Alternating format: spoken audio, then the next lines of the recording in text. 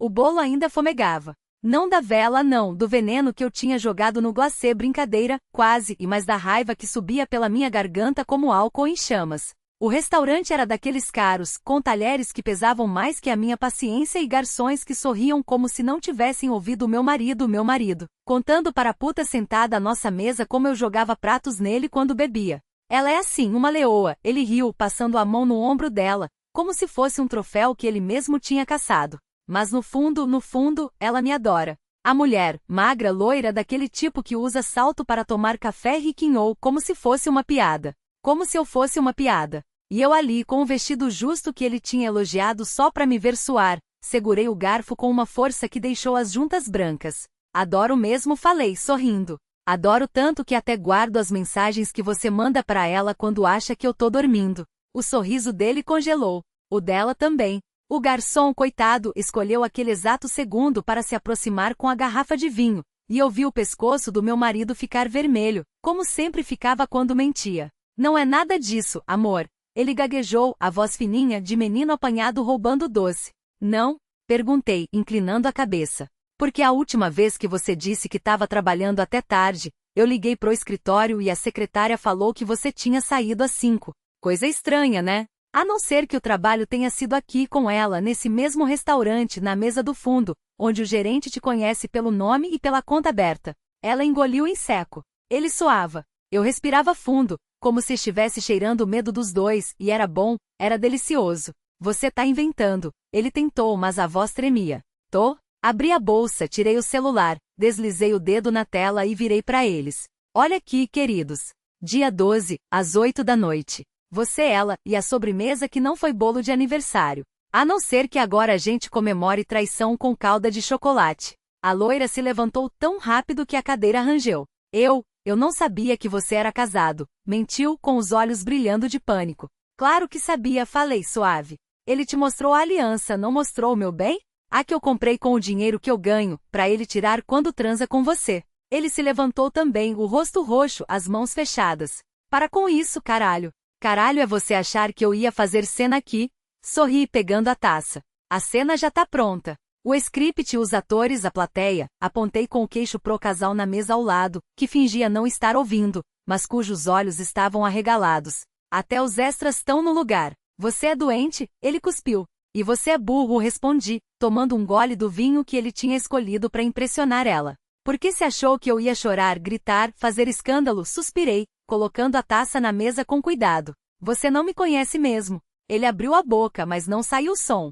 Só o ar ofegante, como se estivesse se afogando. E estava. Em vergonha, em raiva, na certeza de que tinha perdido o controle, e eu adorava ver isso. Feliz aniversário, querido, falei, pegando a bolsa. Espero que a próxima vez que você trair alguém, seja com uma mulher que pelo menos saiba guardar segredo. E sai, sem olhar para trás. Sem correr, sem chorar. Porque a melhor vingança não é o grito, é o silêncio que fica depois que você some, e eles têm que engolir sozinhos o gosto amargo da merda que fizeram. A noite que seguiu o silêncio. A porta do restaurante fechou atrás de mim com um clique surdo, abafado pelo murmúrio dos talheres e das risadas falsas dos outros casais. O ar da rua estava úmido, carregado daquela umidade pesada que antecede a chuva. Respirei fundo, sentindo o cheiro de asfalto quente e o perfume doce das flores que alguém havia jogado no lixo perto da entrada. Era irônico, algo que deveria ser bonito, descartado sem cerimônia. Não chorei. Não porque não doesse, mas porque a dor já havia se transformado em outra coisa, uma fria determinação, como gelo derretendo devagar dentro das veias. Caminhei até o carro, os saltos batendo no chão com um ritmo preciso, quase militar. Quando entrei, liguei o motor e deixei o som baixinho, uma canção antiga que ele odiava. Sorri ao ouvir os primeiros acordes. Ele ficou parado na mesa por mais tempo do que deveria. Os garçons já olhavam de esguelha, perguntando se deviam retirar os pratos ou esperar pela conta. A mulher ao seu lado, a outra, tentou tocar seu braço, mas ele se afastou como se ela fosse uma chama. Seu rosto estava quente, as mãos trêmulas. Não era assim que deveria ter sido. Ele tinha ensaiado aquilo na cabeça 1 milhão de vezes. Ela descobria, ele se desculpava, ela chorava, ele a consolava, e no final, ela o perdoava. Porque sempre perdoava. Sempre. Mas dessa vez não. Quando finalmente se levantou, a mulher o seguiu confusa. Você não vai atrás dela? Ele a olhou como se só então a visse de verdade. Os cabelos loiros, o vestido justo, os lábios pintados de vermelho, tudo tão clichê que doía. Como pôde ter achado que aquilo era excitante? Como pôde ter trocado ela por isso? Não respondeu secamente. Ela não quer que eu vá. E foi essa parte que o destruiu, o fato de que, pela primeira vez, ele não tinha ideia do que fazer. Eu não voltei para casa. Em vez disso, fui para o apartamento da minha irmã, que me recebeu com uma garrafa de vinho melhor do que aquele que ele havia escolhido e um abraço apertado. Você não precisa falar, ela disse, enquanto eu me sentava no sofá e tirava os sapatos. Mas se quiser, estou aqui. Não falei. Não naquele momento. Em vez disso, peguei o controle remoto e liguei a TV em um canal de comédia antiga, aqueles episódios que a gente já tinha visto 1000 vezes. Rimos das piadas previsíveis, bebemos até a garrafa acabar, e quando a madrugada chegou, ela me deu um cobertor e um travesseiro. Amanhã a gente queima tudo, ela prometeu. Ou pelo menos as coisas que prestam. Ele passou a noite acordado, virando-se na cama que agora cheirava só a ele. O lado dela estava frio, as fronhas trocadas. Ela havia levado as que usava, as de cetim que ele sempre dizia que eram bobas. Pegou o telefone umas 10 vezes, digitou mensagens que apagou antes de enviar. Desculpa. Posso explicar? Você está bem? Tudo soava vazio. Tudo soava como mentira. Pela manhã, tomou um banho longo, como se a água pudesse lavar não só o suor, mas a culpa. Quando saiu, havia uma caixa na porta. Não tinha remetente. Dentro seu relógio, aquele que ela havia dado de aniversário no ano passado, e uma nota. Não quero nada que me lembre de você. Nem mesmo o tempo. Ele segurou o relógio na mão, sentindo o peso do metal. Era caro, bonito, e completamente inútil agora. Os dias seguintes foram uma sucessão de silêncios e pequenos atos de destruição. Eu apaguei todas as fotos. Não as deletei, queimei. Uma a uma no quintal da casa da minha irmã, enquanto ela assava marshmallows e fazia piadas sobre rituais de purificação. Ri mesmo com os olhos ardendo. Quando só restaram cinzas, joguei-as no vento. Ele tentou me ligar. Uma vez. 2. 10. Depois parou. Não porque desistiu, mas porque entendeu que cada toque do telefone era como cutucar uma ferida aberta, e eu não ia sangrar para ele. No trabalho, as pessoas olhavam com pena. Eu sorria, respondia aos e-mails, fechava negócios. Ninguém sabia que à noite eu chorava no chuveiro, onde a água levava as lágrimas antes que alguém pudesse vê-las. Um mês depois, ele me encontrou por acaso em um café. Eu estava lendo um livro, algo que ele nunca tinha me visto fazer.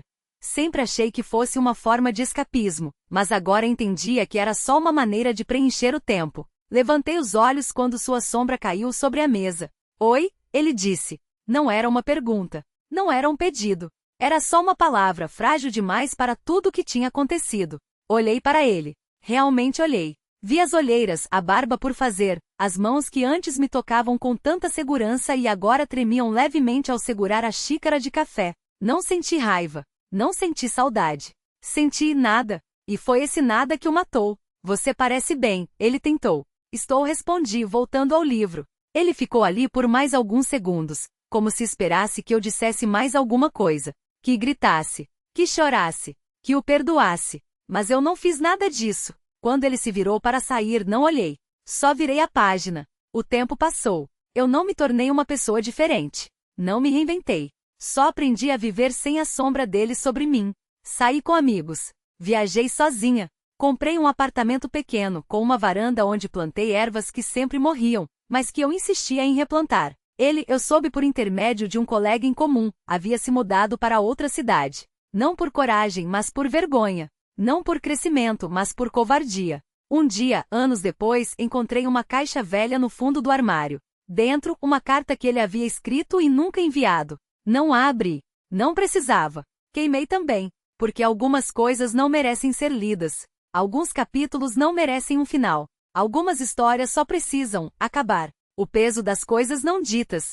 O apartamento pequeno, com suas paredes claras e a varanda ensolarada, tornou-se meu refúgio. As ervas morriam, sim, mas eu persistia em plantá-las, como se cada semente fosse uma pequena aposta na possibilidade de algo crescer onde antes só havia secura. Não era simbolismo, apenas teimosia. Ou talvez fosse. Os anos passaram e com eles, a memória de sua voz perdeu a nitidez. Já não me acordava mais no meio da noite com a lembrança de algo que ele dissera ou deixará de dizer. As cicatrizes, porém, não desapareceram, apenas se tornaram parte de mim, como as linhas nas palmas das mãos. Às vezes, quando passava os dedos sobre elas, pensava em como certas marcas não doem mais, mas também não somem. Foi num domingo chuvoso, daquele tipo que faz a cidade ficar quieta, que resolvi arrumar o armário do quarto. Não por necessidade, mas por um impulso estranho, como se algo me chamasse de dentro daqueles espaços esquecidos. Encontrei a caixa no fundo, atrás de uma pilha de cobertores que nunca usei. Era de papelão, amarelada nas bordas, com uma etiqueta escrita à mão para guardar que não era minha letra. Dentro, além da carta, havia outras coisas: um ingresso de cinema amassado, um filme que nunca vimos juntos, um par de fones de ouvido embrulhados num saco plástico, um presente que ele comprou e nunca me deu, e uma fotografia nossa tirada num parque em que estávamos rindo de algo que nenhum de nós dois se lembraria mais. Segurei a foto entre os dedos, observando os rostos jovens leves, como se pertencessem a outras pessoas. Não senti saudade. Só uma espécie de curiosidade distante, como folhear um álbum de família que não é o seu. A carta estava selada, endereçada a mim, com data de meses depois que tudo acabou. Não abre. Não por raiva nem por indiferença, mas porque algumas palavras, uma vez lidas, não podem ser desfeitas. E eu já havia desfeito tudo o que precisava. Levei a caixa para a cozinha, acendi o fogão, e a coloquei sobre a chama. O papel pegou fogo devagar, como se resistisse. O cheiro de queimado misturou-se ao aroma do café que eu havia preparado minutos antes. Fiquei observando até que só restassem cinzas, e então joguei tudo no lixo. Naquela noite sonhei com o parque da fotografia. Estava vazio, exceto por um banco onde eu sentava sozinha, ouvindo o vento nas árvores. Não havia tristeza no sonho, nem alívio. Só uma quietude estranha, como se algo finalmente tivesse se acomodado no lugar certo. O encontro inesperado. Anos mais tarde, num congresso em Porto Alegre, avistei-o do outro lado do salão. Não o reconheci de imediato, o tempo havia arredondado seus ângulos, seus cabelos estavam mais curtos, e ele usava óculos que não lembrava de ter visto antes. Mas quando nossos olhares se cruzaram, soube. Ele hesitou, como se considerasse vir até mim. Eu não sorri, nem desviei o rosto. Apenas assenti levemente, como se dissesse: eu te vi. E está tudo bem. Ele não se aproximou. E eu não esperei. Naquela noite, jantei com colegas num restaurante à beira do rio. Rimos de piadas bobas, discutimos trabalho, falamos sobre os planos para o ano seguinte. Em algum momento alguém mencionou seu nome, perguntando se eu o conhecia. Respondi que sim, que éramos antigos conhecidos, mas que fazíamos parte de capítulos diferentes. Ninguém insistiu. Não havia o que explicar. A varanda. Voltei para casa no dia seguinte. O apartamento estava como sempre. Os livros empilhados na mesa de centro, a xícara de café esquecida na pia, as ervas na varanda, desta vez, um manjericão que, contra todas as expectativas, havia brotado. Sentei-me na cadeira de balanço que comprará numa feira de antiguidades, com os pés descalços sobre a madeira quente. O sol da tarde pintava tudo de dourado, e por um momento fechei os olhos, deixando o vento levar embora os últimos vestígios de tudo aquilo que um dia doeu. Quando os abri, não havia mais nada a ser dito. Nem a ele nem a mim. Algumas histórias não precisam de perdão.